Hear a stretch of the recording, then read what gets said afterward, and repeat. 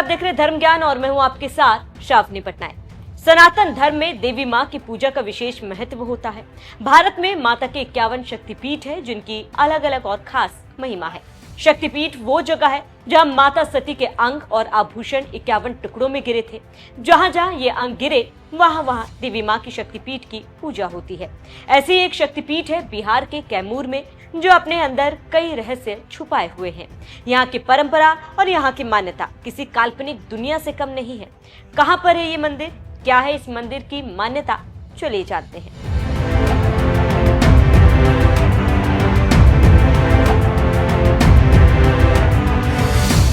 जंगलों की गोद में बसा कैमूर जिला, जहां पहाड़ों के बीच विराजती है एक अनोखी शक्ति मां मुंडेश्वरी। मोहनिया से करीब 20 किलोमीटर दूर कैमूर की पहाड़ियों पर बसा ये मंदिर समुद्र तल से 600 फीट की ऊंचाई पर स्थित है। यहाँ मां दुर्गा के मुंडेश्वरी रूप की पूजा होती है। कहा जाता है कि भारत का सबसे प्राचीन जीवित मंदिर है, जहाँ सदियों से अखंड ज्योति जल रही है। ये शक्तिपीठ है जो न केवल आस्था का केंद्र है बल्कि इतिहास और रहस्य का भी जीवंत प्रतीक है। मां मुंडेश्वरी मंदिर को भारत का सबसे प्राचीन कार्यरत मंदिर माना जाता है। यहाँ सदियों से जल रही अखंड ज्योति, अष्टकोणीय संरचना और एक खास मान्यता इसे बाकी मंदिरों से अलग बनाती है। अष्टकोणीय आकार में बने इस मंदिर की दीवारों और स्तंभों पर की गई नक्काशी आज भी वैसी ही चमकती है। भारतीय पुरातत्व सर्वेक्षण के अनुसार ये मंदिर गुप्त काल से भी पहले का हो सकता है। यहाँ मां मुंडेश्वरी देवी की पूजा वैदिक विधि से होती है। मां दुर्गा की एक रूप मानी जाने वाली देवी यहाँ शक्ति के रूप में विराजती है। लेकिन क्या आपको पता है कि इस मंदिर में ऐसी मान्यता है कि यहाँ जानवरों की बलि दी जाती है, लेकिन बिना खून बहाए। जी हाँ, इस मंदिर में अनोखे तरीके से बलि दी जाती है। यहाँ किसी भी जानवर का खून बहाए बिना बलि दी जाती है। यहाँ पशु बलि की सात्विक परंपरा है। यहाँ माँ के सामने बलि में बकरा चढ़ाया जाता है, लेकिन उसके शरीर से ना ही एक बूंद रक्त गिरता है और ना ही बकरे की जान जाती है। यहाँ सबसे पहले बकरे को माँ के सामने लाया जाता है। इसके बाद पुजारी बकरे को माता की प्रतिमा से स्पर्श कराते हैं और बकरे पर अक्षत फेंकते हैं, जिसके कुछ समय बाद बकरा मूर्छित हो जाता है। लेकिन फिर थोड़ी देर बाद बकरा चेत अवस्था में आ जाता है और उसे छोड़ दिया जाता है।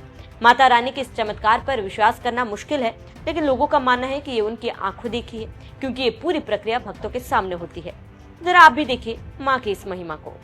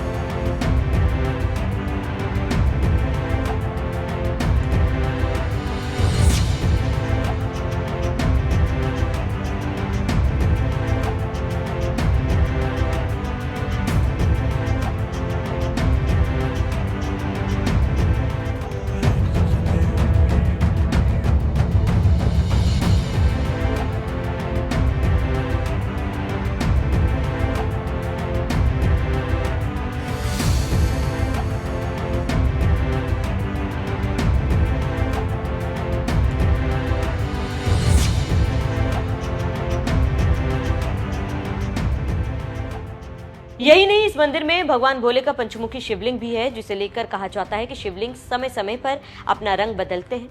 इस मंदिर में 526 सीढ़ियों की चढ़ाई है। भक्तों को ये सीढ़ियां चढ़कर मंदिर जाते हैं। मुख्य मंदिर के पश्चिम में पूर्वाभिमुख विशाल नंदी की मूर्ति है।